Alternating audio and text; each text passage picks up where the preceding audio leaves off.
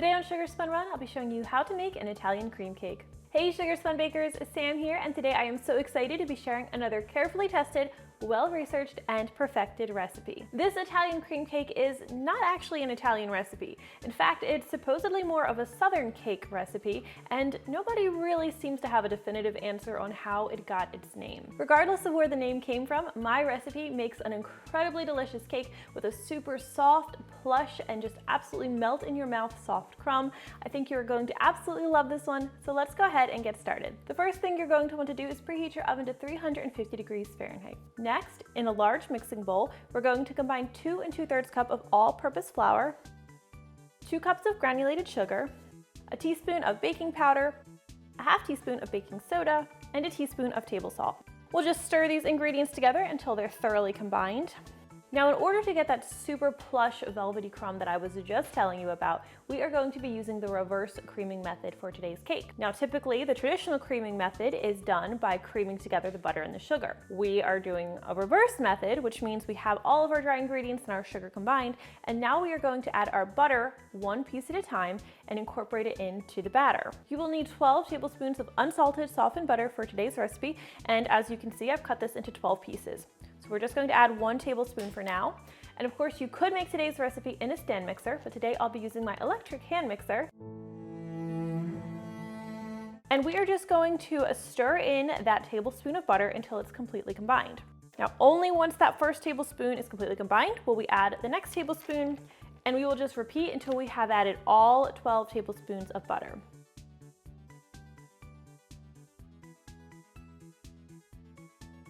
Now, once you are finished adding all of your butter, the mixture is going to look kind of sandy. Let me show you exactly how it looks. This is looking great so far, so now I'm just gonna set this aside, and in a large measuring cup, I have measured out 1.5 cups of buttermilk. I'm going to add 2 large eggs with this, a teaspoon of vanilla extract, and a half teaspoon of almond extract, which really adds just such an incredible flavor to the cake. Now just use a whisk to whisk these ingredients together until everything's nicely combined. Most importantly, you wanna make sure that the egg yolks are nicely broken up. And then we're gonna grab our mixer and just gradually stir this buttermilk into our other ingredients. The nice thing about the reverse creaming method is that you don't have to worry quite as much about over mixing as you do when you're doing the traditional creaming method. We are just going to mix everything on about medium speed until we have combined all of that buttermilk mixture. And we want to have a smooth, nice and silky batter. Let's take a look. Of course, you do want to periodically scrape the sides and bottom of the bowl just because you want to make sure you are getting all of your ingredients nicely combined and your batter's uniform. All right, this is looking pretty good. So now we are going to add the 2 ingredients that really make an Italian cream cake, and that is shredded coconut and chopped pecans. We are going to be adding a cup of each into the batter, and this is sweetened shredded coconut because they do make unsweetened. And just use a spatula to stir everything together until those add-ins are nicely distributed through the batter. Now for today's cake, we're going to be baking this in 3 8-inch cake pans. I've already sprayed these pans lightly with a baking spray, one that's made with flour, and I think you can see I've lined the bottom of each pan with a round of parchment paper. This is just going to ensure that my cakes do not stick when I go to invert them. That part always makes me so nervous, so I like to have that extra insurance. All right, now we'll just evenly divide the batter between the 3 pans.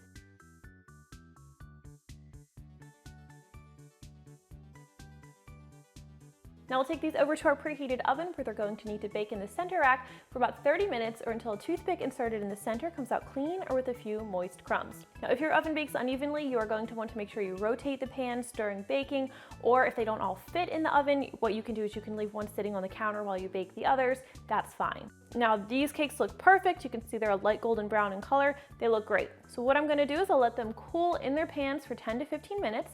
And then I'm just going to grab a butter knife and I'm going to run this around the edge of the cake just in case anything's stuck. And we'll carefully invert each cake onto a cooling rack.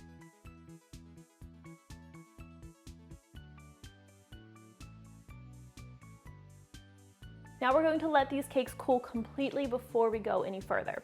So while our cakes are cooling, we can go ahead and prepare our frosting. Cream cheese frosting is typical of an Italian cream cake, and I wanted mine to be no exception because I'm a huge fan of this kind of frosting. It's delicious, it's not too sweet, and we're adding a little something extra to it. Now this does make a large batch of frosting.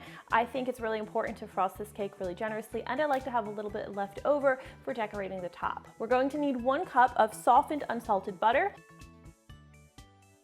and 16 ounces of softened cream cheese. We'll also add 1.5 teaspoons of vanilla extract and another ½ teaspoon of almond extract, which again, just really adds just such a great fresh flavor to the frosting and sets it apart from classic cream cheese frosting. We'll also add a 1/4 teaspoon of table salt. Now grab your electric mixer again, and we're going to cream everything together until it's smooth and creamy and well combined and lump free. Now the next thing you need for today's recipe is 8 cups of powdered sugar. I know it sounds like a lot, and that's basically how much sugar is in a 2-pound bag of powdered sugar, so that's just what I'm using today. And I'm just going to gradually add this to the bowl and gradually stir it in. And always start with your mixer on low speed because that just kind of helps keep the powdered sugar from flying all over the place. Now we'll continue to stir until we've added all of that sugar.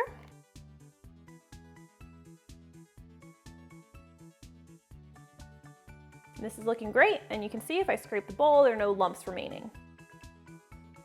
All right, our frosting looks great. My cake layers have cooled completely, so now I'm going to go ahead and assemble them. Now my oven never really bakes my cakes nice and level as I'd like it to, so I like to use this little cake leveler to just make them nice and even on top. That's just going to make your finished cake look nice and neat and uniform. This is optional. You don't have to use a cake leveler. You can use a knife instead. But this is a pretty inexpensive gadget that I use a lot, so I'll link to that in the equipment section of the recipe in case you're interested. And I do always do this on wax paper just because it catches the scraps nicely and doesn't get them all over my counter. Nice thing is these cake scraps are delicious. They're great for snacking on. Now I like to take a little bit of icing and put it on the cake platter. Just helps keep the cake from moving around while you're frosting it. And then we'll take our leveled cake layer and just carefully place it cut side down onto our serving platter. Cover this with a generous layer of frosting and repeat with the remaining cake layers.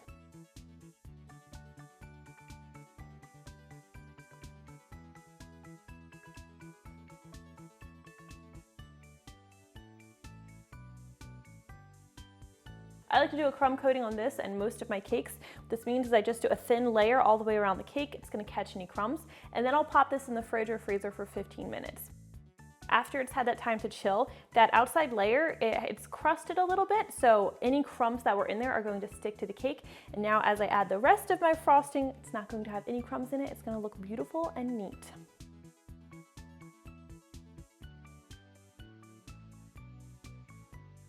So I have my cake thoroughly frosted and generously frosted.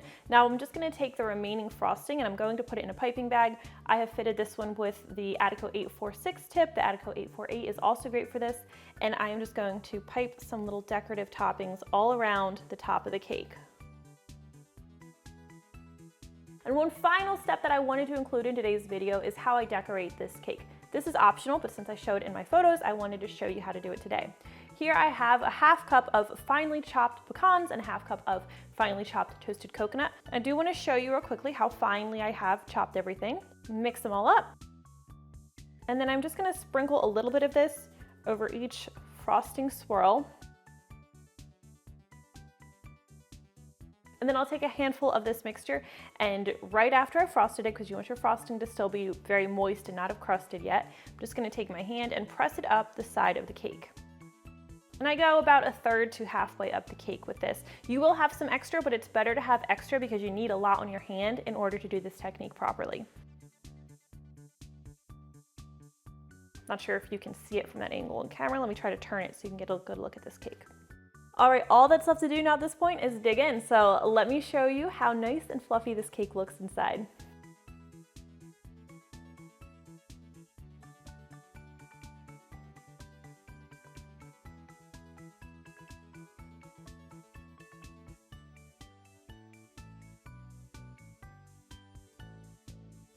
And look at that. This cake is just so beautiful and fluffy. I want to make sure you can see how we decorated it along the bottom. I think you're going to love this one, and if you try it out, please leave me a comment and let me know what you think. I always love hearing from you. Thank you guys so much for watching, and I'll see you next time. I just love the crumb of this cake. Oh my gosh.